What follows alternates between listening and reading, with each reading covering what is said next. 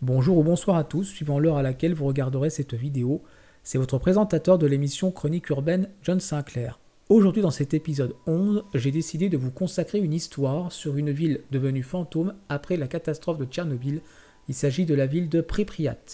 Localisée en Ukraine, elle fut construite dans les années 70 afin d'héberger les employés de la centrale nucléaire de Tchernobyl, située à 3 km de la ville.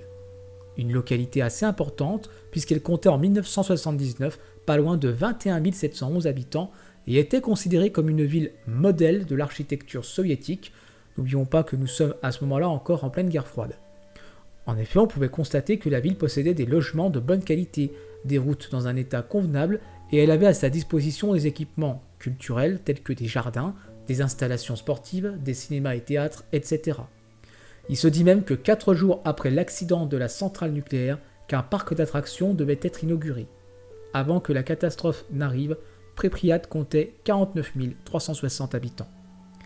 C'est le 26 avril 1986 à 1h23 du matin que le réacteur numéro 4 de la centrale nucléaire de Tchernobyl explose suite à des erreurs et à des violations de procédures commises par les techniciens de la centrale sous les ordres de leurs supérieurs. La ville de Pripyat, située à proximité de cette dernière, ne fut pas avertie de la catastrophe et continue de vivre comme si de rien n'était. Le Kremlin apprend rapidement la nouvelle, mais suite à des problèmes de remontée d'informations du ministère de l'Intérieur soviétique, le dirigeant de l'URSS de cette époque, Mikhail Gorbatchev, fut mis au courant de ce qui se passa à Tchernobyl 2 heures plus tard. Des unités militaires furent rapidement envoyées à Pripyat afin d'évacuer la ville, où les habitants cèdent rapidement à la panique suite à l'annonce officielle effectuée par le président russe. Les premières relevées du taux de radiation dépassèrent 1 Röntgen. Le lendemain de la catastrophe, Pripyat fut complètement évacué au bout de 30 heures. Un grand nombre d'affaires et de véhicules furent laissés sur place dans la précipitation. La ville est devenue hautement radioactive que l'armée soviétique eut pour ordre de détruire un certain nombre d'objets afin d'éviter que des personnes mal intentionnées ne les récupèrent et par cet intermédiaire propagent la radioactivité à d'autres villes. Depuis la catastrophe jusqu'à nos jours, Pripyat est devenue une ville fantôme interdite d'accès et hautement surveillée par le gouvernement militaire russe.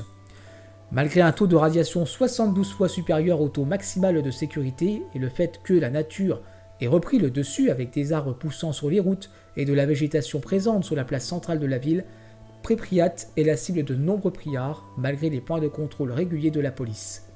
Voici quelques photos immortalisant la situation actuelle de Pripyat et montrant que le temps s'est figé dans cette ville. Je vous les laisse les découvrir.